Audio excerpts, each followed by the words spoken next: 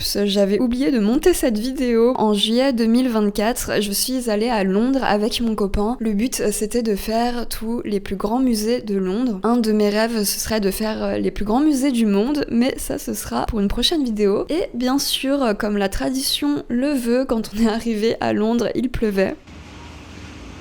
On est arrivé, on a déposé la valise dans un Stacher, c'est une consigne qui nous a permis de profiter toute la journée. On est allé à la National Gallery et à la National Portrait Gallery. Maintenant je peux le dire, c'est les musées que je préfère à Londres. Les peintures sont magnifiques et super bien conservées. Et là, le marathon commence. Vous savez, ce genre de vacances où vous avez envie de tout voir, tout faire. Et du coup, vous vous reposez pas, vous essayez de vous lever tôt le matin pour faire le maximum de choses la journée. Et au final, vous rentrez de ce type de vacances beaucoup plus fatigué que lorsque vous êtes arrivé. C'est un peu le biais de se dire bah oui, on n'est pas tout le temps là, on pourra pas venir toutes les semaines ici, donc il faut faire le maximum de choses en très peu de temps. Pour ce qui était planifié, c'était chaque jour égal un musée, voire plusieurs musées, comme on est des grands passionnés de peinture. On voulait absolument voir tous les musées et voir des peintures qu'on voit sur internet mais qu'on n'a jamais pu voir en vrai. On fera les autres choses touristiques une prochaine fois. Aujourd'hui, on est mercredi, on va aller à la Tate. Il y a une exposition sur les peintres femmes. Hier, on est arrivé à 11h, on a eu le temps de faire la National Gallery et la National Portrait Gallery. Les collections permanentes sont gratuites, donc ça c'est super cool d'avoir des musées gratuits. Je pense qu'on va y retourner parce qu'on n'a pas eu le temps de tout faire. C'est immense. On est allé à la Tate Britain, c'est le musée des peintures anglaises. C'est le deuxième musée que j'ai préféré après, enfin du coup troisième, même si Portrait National Gallery et National Gallery je les mets ensemble, ils sont juste à côté. Si vraiment vous êtes passionné de peinture aussi, c'est vraiment les trois musées à faire. C'est un très beau musée qui est assez grand. Il y a des peintures de Francis Bacon, David Hockney, Meredith Frampton qui est une peintre anglaise que je connaissais pas et que j'ai adoré. Ça m'a fait penser un peu au style de Tamara Lampicka. Il y a des peintures des pré-raphaélites. On a passé littéralement toute la journée dans ce musée. Le matin, on est allé voir une expo qui s'appelait... Il y avait deux grandes peintures d'Artemisia Gentileschi. C'était intéressant de voir qu'en fait, il y a quand même eu un bon nombre de femmes peintres dans l'histoire. Il y a quand même eu quelques femmes peintres comme Artemisia Gentileschi ou Angelica Kauffman qui ont eu du succès à leur époque. Ce qui est triste, c'est que les femmes qui avaient du succès, même à l'époque en fait, n'étaient pas supportées par les institutions officielles, ce qui faisait que pour les femmes, c'était beaucoup plus dur de réussir leur carrière de peintre. Comme on peut voir à l'époque, les femmes ont eu accès aux Beaux-Arts ou à la Royal Academy beaucoup plus tard que les hommes. C'était compliqué, le fait de pas pouvoir dessiner des modèles hommes, donc elles se débrouillaient d'après des statues, des plâtres et tout, pour apprendre l'anatomie. Ce qui mettait des bâtons dans les roues encore plus, déjà qu'elles étaient moins reconnues que des hommes peintres. Il y avait des magnifiques illustrations botaniques faites à la gouache et à l'aquarelle. C'était dans ce domaine-là plutôt que les femmes ont eu beaucoup de succès dans leur carrière, qui avait une technique et une connaissance scientifique des plantes, des fleurs qui étaient extraordinaires, mais ça a été oublié. On est sorti du musée, on a mangé et on est retourné pour voir la collection permanente avec les peintures qui sont magnifiques. Le musée est assez grand en plus. Et si vous dessinez ou vous peignez, vous savez comment on regarde les peintures quand on est dans un musée. On prend 10 ans, on a envie de voir de percer le secret un peu de la composition d'une peinture, de regarder les couleurs, les coups de pinceau. Le soir, on est allé à Camden Market. Pour ceux qui connaissent pas, c'est une place qui est vraiment sympa, que je pense que presque tout le monde fait quand on va à Londres. L'ambiance est super sympa, il y a de la musique, il y a plein de stands de street food, de petites boutiques. Ensuite, le lendemain, on est allé au Tate Modern. Alors c'est peut-être une unpopular opinion. Dites-moi si vous aimez bien ce musée. Mais en tout cas, moi j'ai détesté ce musée. Les collections permanentes, en fait, c'est de l'art contemporain. Il y a très peu de peinture. Pourtant, j'adore le Centre Pompidou qui a une grosse partie art contemporain. Mais il y a quand même beaucoup de peinture aussi. Le plus intéressant à voir là-bas, c'est les expositions, je pense, qui sont cool. Ensuite, on est allé à pied jusqu'au restaurant pour se rapprocher de la Courtauld Gallery. Et on est passé par des rues vachement sympas. Alors même si il pleuvinait, il pleuvait encore. C'était vachement sympa. Des fois, c'est juste, surtout quand on est en vacances, mais même finalement dans la ville dans laquelle on habite, si c'est faisable à pied, en fait, des fois, c'est vachement plus sympa que de prendre le bus ou le métro. On découvre plein de petites rues qui sont magnifiques et qu'on n'aurait pas vues en transport en commun. L'après-midi, on allait à la Courtauld Gallery. C'était l'un des seuls, je crois, musées qu'on a payé. C'était 10 € pour moi et pour les étudiants c'est gratuit. Mais si vous avez envie de dépenser le moins d'argent possible et que vous aimez bien l'art, bah franchement faites les musées, c'est gratuit. Ce qui n'est pas le cas en France, mis à part pour les moins de 26 ans, le Louvre et le musée d'Orsay sont gratuits. Il y a d'autres musées, je crois d'ailleurs, qui sont gratuits. Peut-être Pompidou, les collections permanentes sont gratuites aussi, mais plein de petits musées aussi qui sont gratuits pour les moins de 26 ans qui sont européens. Et j'en ai vachement profité quand j'étais à Paris. Et c'est comme ça que j'ai appris à dessiner dans les musées en fait. Donc la Courtauld Gallery, j'ai bien aimé aussi. Mais par contre, si vous êtes vraiment pas des passionnés de peinture, il y a, je crois que deux ou trois étages, mais petits. Donc en vrai, comme c'est assez petit, vous faites ça je sais pas, 30 minutes, même pas peut-être. Si vous aimez pas regarder les peintures et tout. Il y avait des Rubens qui étaient très beaux, il y avait un portrait de Manet que j'avais jamais vu en vrai, et j'étais étonnée de le voir en vrai parce que Manet c'est un peintre que j'aime bien. Je crois que c'était la dernière toile qu'il a peinte avant de mourir. Ça fait vraiment bizarre parce que c'est vraiment très très très relâché, c'est pas détaillé en fait. Parce que quand on la voit de loin, on n'a pas du tout cette sensation des gros coups de pinceau et tout. Je crois qu'il y a 2 peintures de Van Gogh et c'était exceptionnel parce que j'ai pu rester devant un Van Gogh et regarder pendant longtemps, même filmer, c'est chose que je peux jamais faire, que ce soit à la National Portrait Gallery ou au musée d'Orsay. Si vous êtes déjà allé là-bas et que vous voyez des Van Gogh, il y a énormément de gens devant, tout le monde veut prendre des selfies, tout le monde veut prendre une photo de la peinture, donc impossible à regarder. Et pourtant, Vincent Van Gogh, c'était un peintre que j'aimais sans plus, mais depuis l'exposition au musée d'Orsay, franchement, j'ai découvert des peintures qui sont malheureusement aux États-Unis, donc va falloir aller aux États-Unis. Et là, j'ai compris pourquoi il y avait autant de monde qui aimait. Mais c'est aussi parce que c'est vachement proche de notre époque au niveau des couleurs, au niveau de la technique, qui est vachement relâché, quoi, qui est pas hyper lisse, hyper académique. Voilà, on est allé au dessiné le soir, un atelier de modèles vivants, au drawing cabaret de couture. La modèle était habillée, version un peu justement cabaret, mais ils font pas que ça. Et c'était vachement intéressant à dessiner, dessiner les vêtements et tout, les poses. Et hier soir, on a eu Mama Mamba. Donc c'était grave cool. Au début, en première tenue, elle avait un corset. En deuxième partie, elle a changé de tenue. Et j'ai utilisé de l'aquarelle, de l'encre et des crayons de couleur. C'est un peu lourd de ramener toutes les feuilles, ça.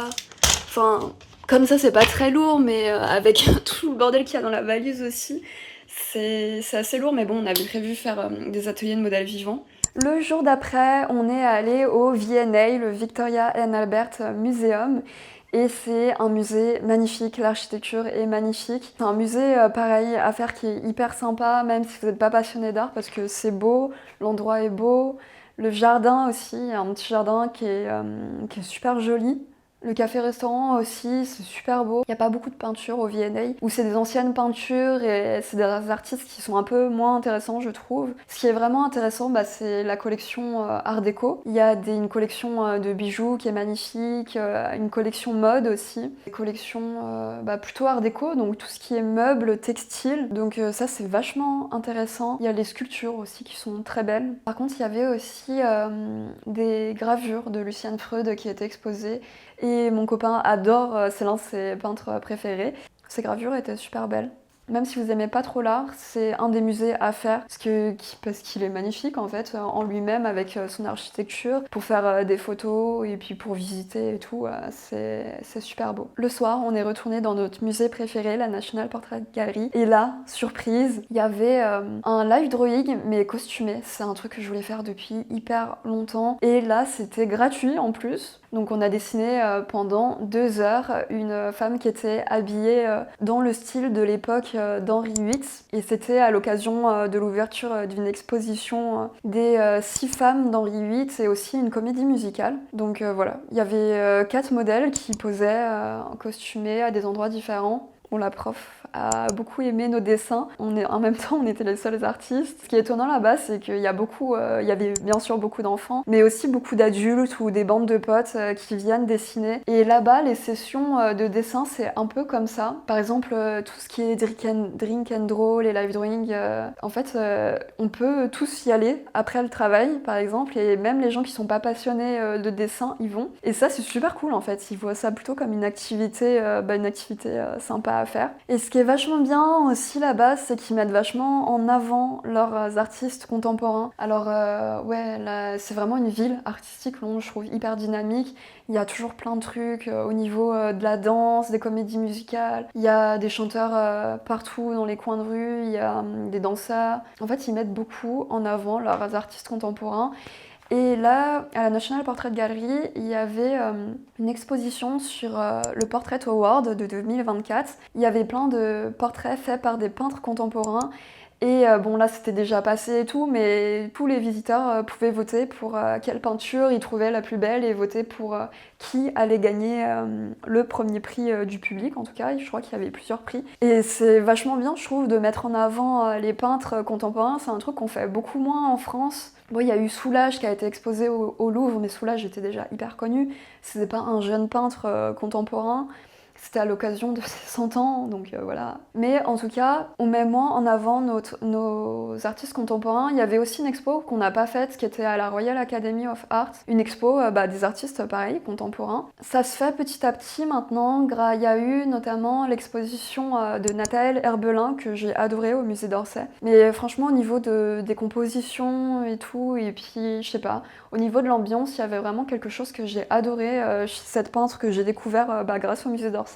Et voilà, c'est super bien d'exposer des peintres contemporains aussi. Il va y avoir le jeudi 19 septembre la journée des peintres qui a été, je crois, notamment organisée par le peintre Villan, qui a d'ailleurs une chaîne YouTube où il interviewe des peintres contemporains que je vous recommande, qui est franchement trop bien. Et voilà, ça va être la journée des peintres, donc il va y avoir plein de peintres contemporains qui vont être réunis, il me semble, en présentant un de leurs tableaux, donc ça va être super cool. Mais mis à part ça, il y a pas beaucoup, on valorise pas beaucoup les peintres contemporains en France, même si ça commence à changer un peu. C'était super intéressant de voir au Portrait Award à la National Portrait Gallery comment les peintres contemporains peignent avec des styles vachement différents, des techniques aussi différentes. Et c'est vachement intéressant de voir aussi ce qui se fait maintenant, de s'inspirer du passé, mais aussi de s'inspirer de ce qui se fait maintenant. Le samedi matin, on est allé à un live drawing dans l'atelier de Connie Lim, qui est une illustratrice que j'adore, que j'avais justement mis dans une vidéo que j'ai faite il y a 3 ans dans mes illustratrices préférées. Et le monde est petit, il s'avère que Connie Lim, c'est une amie de Elsa qui a créé le Live Drawing Music Club. J'avais fait une vidéo sur ça, je pense que j'en referai. C'est un atelier de dessin qui mélange musique, danse et dessin, pour lequel des fois je suis guest illustratrice, et j'étais super contente de voir son atelier dans l'endroit dans lequel elle travaille et de pouvoir parler avec elle. La session était super sympa parce que la modèle était habillée avec des vêtements hyper colorés. Ça fait vraiment du bien de changer un peu du modèle vivant nu, classique, même si c'est sympa aussi de faire ça parce que comme ça on connaît mieux l'anatomie et tout, mais ça fait vraiment du bien de dessiner des couleurs, des textures et des vêtements pour moi, surtout pour quelqu'un qui est intéressé par l'illustration de mode, par les vêtements, les textures et les couleurs. Et on a mangé avec elle et voilà, on a bien discuté et puis on a passé un bon moment et puis j'étais hyper contente d'enfin aller un jour dessiner dans son atelier. Dernier jour, malheureusement, on était crevés parce que c'était vraiment un marathon musée dans ces vacances d'artistes, on va dire. Je crois que c'est la 3e fois qu'on est allé en une semaine. On est retourné à la National Gallery, à la National Portrait Gallery. J'étais hyper contente de pouvoir retourner une dernière fois. Et ce qui était pratique, c'est aussi que la National Portrait Gallery et la National Gallery est pas trop loin de la gare. C'était pratique en métro d'aller là juste avant de partir le soir et de reprendre l'Eurostar. Je crois que ma partie préférée, c'est celle où il y a les peintures flamandes. Il y a un portrait d'Holbein le Jeune et de Van Eyck qui vous êtes passionné de peinture et que vous avez l'occasion de regarder, il y en a aussi au Louvre, des peintures de Jan van Eyck en vrai, c'est vraiment incroyable. Pour la technique, par exemple pour les tissus, il fait vraiment tout en détail. Il va faire vraiment les fils d'or qu'il y a dans les broderies sur le tissu et tout, mais fil par fil, la fourrure, poil par poil. Et je suis tombée amoureuse des portraits d'Holbein le Jeune. Alors il y en a une que j'adore au musée du Louvre, mais là il y en avait plusieurs et j'ai adoré. Et ce qui est marrant, c'est que en fait petit à petit, en fonction de quand on grandit et quand on découvre de nouveaux artistes, et je pense que c'est pareil, soit en musique, en danse, dans d'autres arts, c'est que petit à petit en fait nos goûts ils évoluent et on tombe amoureux, on a des petits coups de cœur comme ça à chaque fois qu'on découvre ou qu'on redécouvre des artistes avant qu'on n'aimait pas et que finalement on aime bien plus tard. Et différents coups de cœur, ça va vous aider à construire votre style artistique. Et je me rappelle quand j'étais petite, j'adorais Egon Schiele. J'ai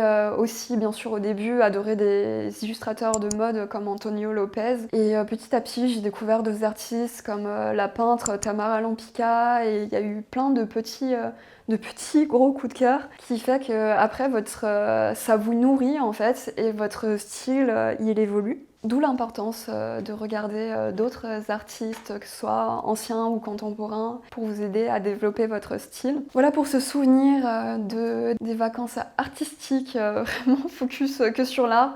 De toute façon, je crois que ma vie tourne qu'autour de ça, et la vie de mon copain aussi, donc ça tombe bien. Il n'y a personne qui se bat, par exemple, pour celui qui préfère rester lire à la plage et celui qui veut visiter. Alors, s'il n'y avait pas de plage, c'est un mauvais exemple, mais comme ça, vous voyez un peu de quoi je veux parler. C'est trop bien de partir avec quelqu'un et que vous avez exactement les mêmes intérêts, donc voilà. Je vous souhaite aussi de partir avec quelqu'un et que vous avez envie de faire les mêmes choses. Puis même si des fois vous n'avez pas envie de faire les mêmes choses, de faire certaines choses ensemble et de faire d'autres choses séparément aussi, ça peut être sympa. Bon, la probabilité que cette vidéo intéresse des gens est très faible. Je vais pas avoir beaucoup de visibilité encore sur cette vidéo, parce que pour que ce soit des Français qui soient intéressés par le dessin et la peinture, ça va être très compliqué de trouver ce public. J'espère que cette vidéo vous a plu, que vous aimez la peinture, le dessin ou non. N'hésitez pas à vous abonner, à liker, à laisser un petit commentaire aussi. Et je vous dis à bientôt pour une prochaine vidéo.